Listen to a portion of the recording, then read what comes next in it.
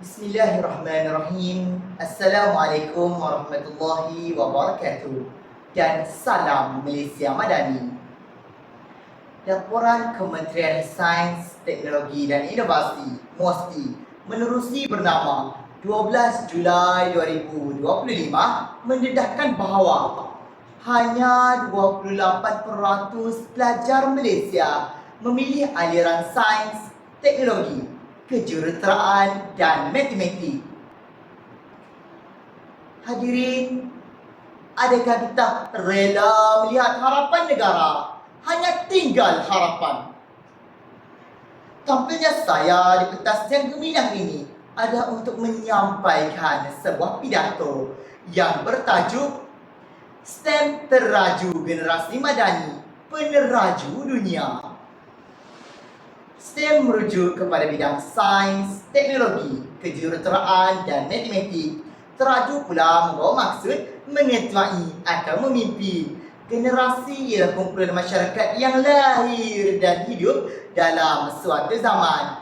Madani pula boleh diartikan sebagai maju dari segi pemikiran, kerohanian dan kebendaan.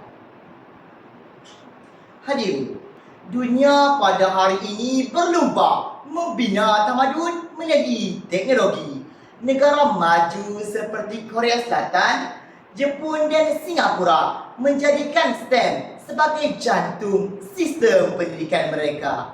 Anak-anak muda mereka tidak hanya menjadi pengguna teknologi, bahkan mereka menjadi pencipta teknologi. Jika generasi muda Malaysia terus leka dan selesa, nescaya nama negara hanya tinggal dalam senarai pengguna, bukan pencipta.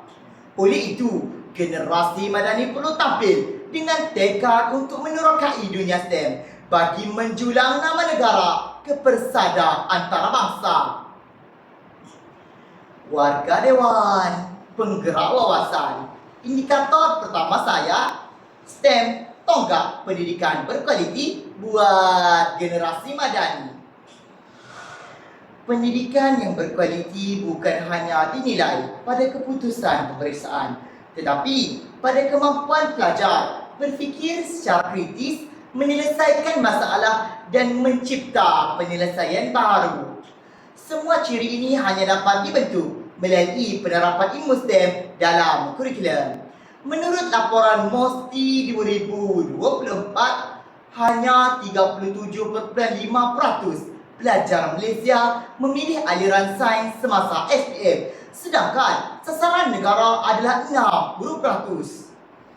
Jurang ini jelas menunjukkan kegagalan sistem sedia ada untuk menarik minat pelajar ke arah bidang kritikal. Jelaslah bahawa STEM perlu dijadikan tonggak pendidikan berkualiti buat generasi Madani bagi melahirkan generasi yang bersedia bersaing di peringkat global. Hadirin dan hadirat pemegang amanat bangsa, indikator kedua saya, inovasi menjulang tamadun. Kemajuan sesebuah negara tidak dapat dicapai hanya melalui kekayaan sumber alam, tetapi melalui keupayaan rakyat mencipta, membangun dan memperbarui sesuatu yang sedia ada. Inovasi merupakan lari kepada tamadun yang gemilang. Tanpa STEM, sebarang usaha untuk mencipta teknologi baru pasti lumpuh. Menurut laporan UNESCO 2023, negara yang melabur tinggi dalam penyelidikan dan pembangunan seperti Amerika Syarikat, China dan Jerman telah menyumbang lebih 70% kepada ciptaan teknologi baharu dunia. Justru generasi Madani perlu menguasai STEM supaya mampu menjulang tamadun bangsa ke mercu kejayaan. Hadirin dan hadirin yang dirahmati Allah sekalian, titian indikator ketiga saya, kerjaya global bermula daripada bangku sekolah. Dalam dunia yang semakin terbuka, peluang kerjaya tidak lagi terbatas kepada sempadan geografi. Majikan global mencari individu yang tidak hanya cekap tetapi mahir dalam kemahiran teknikal dan digital. STEM menjadi kunci kepada kebolehpasaran tenaga kerja. Menurut World Economic Forum 2025, 9 daripada 10 pekerjaan masa depan memerlukan penguasaan dan kemahiran dalam bidang STEM. Terjaya seperti jurulatera teknologi angkasa, saintis data, pakar tenaga boleh diperbarui dan pencipta automasi hanyalah sebahagian kecil daripada spektrum kerjaya luas yang ditawarkan oleh bidang STEM. Oleh itu, tidak dapat dinafikan lagi bahawa STEM menjadi laluan utama untuk menjana kerjaya bertaraf global.